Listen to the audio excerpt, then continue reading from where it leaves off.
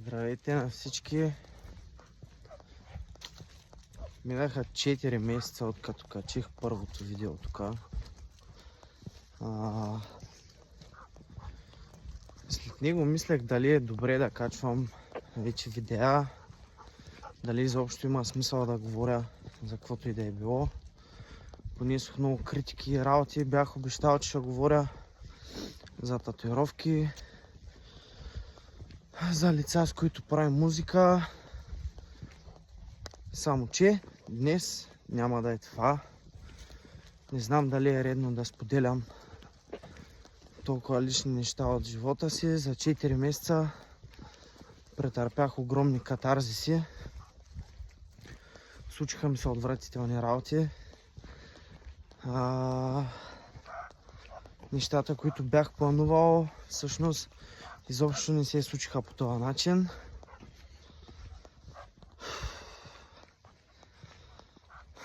Преживях раздели. Преживях в общи линии 4 месеца, които за първи път в живота ми за 28 години ме накараха да не мога да вземам правилни избори в живота си.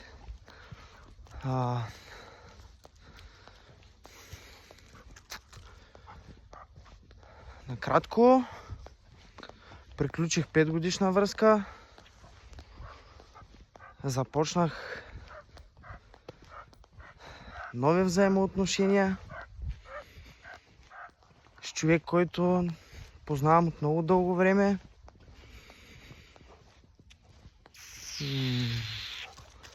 Напуснах работа поради лични причини и проблеми, понеже раздялата ми и събирането ми с новия човек ми повлияха много. Сметнах, че е по-добре да се тръгна от работа аз, отколкото да правя глупости и да се излагам.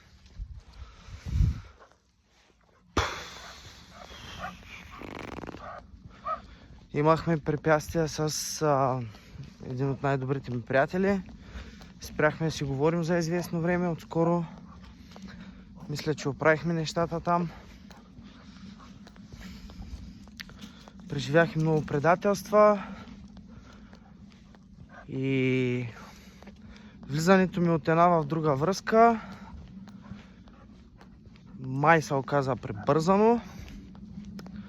Много бързо се случиха нещата с новия човек.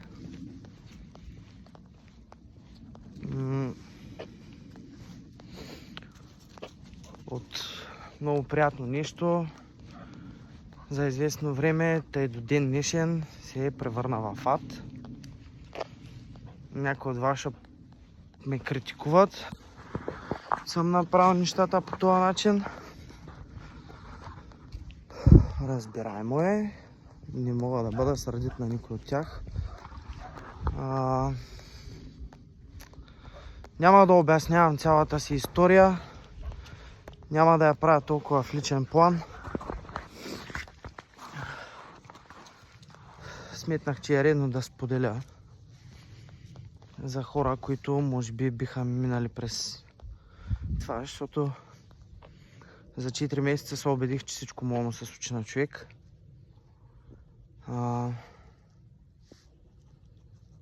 Новата ми връзка от нещо интересно, ново и това, което си мислех, че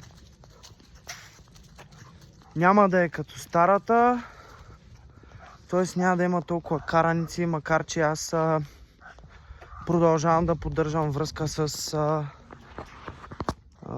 момичето, с което съм бил във връзка 5 години.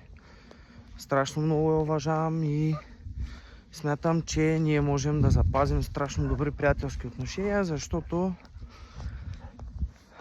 това, че не сме се разбрали във връзка, не означава, че не можем да се разберем, а и ние се разбираме тотално добре. Толкова за старата ми приятелка. С новата, как да кажа, беше интересно като всяко начало. С течение на времето, 2-3 месеца по-късно, нещата станаха тотален обрат. Брутални караници, брутални скандали. Изнесохме се на квартира, уж да оправим нещата, уж да видим дали можем да си погождаме заедно. Нямам идея. Май не можем. Караниците продължиха. Имаше нападки, обвинения от двете страни, като да, може би някой път съм реагирал гадно. Аз съм човек, който понася вината си. Но смятам, че от нейна страна бяха много по-брутални. Много тежки думи се изказаха от двете ни страни. И накрая завърши с, че би трябвало да ставам баща. Оказа се, че тя е бременна.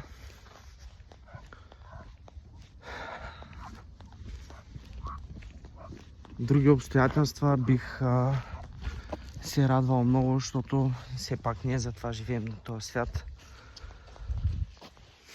Обаче нещата са много тегави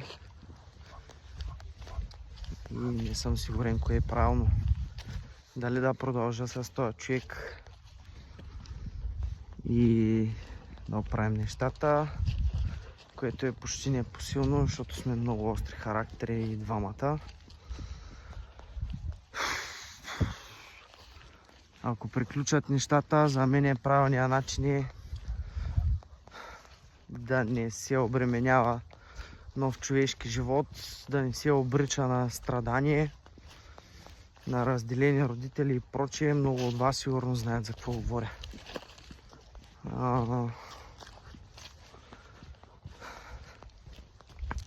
Така, това е причината, поради която аз не съм се включвал от 4 месеца. Не знам дали ще го направя скоро. Обещал съм да говоря за татуировки и за хората, с които правим музика. Вероятно ще кача някакво видео с тия неща някога напред във времето.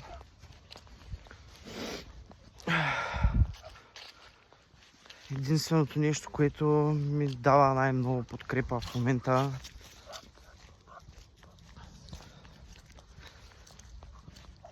и така, дано да не съм напрегнал никого. Най-вероятно много от вас ще го приемат с насмешка това нещо. Не ми пука. Айде.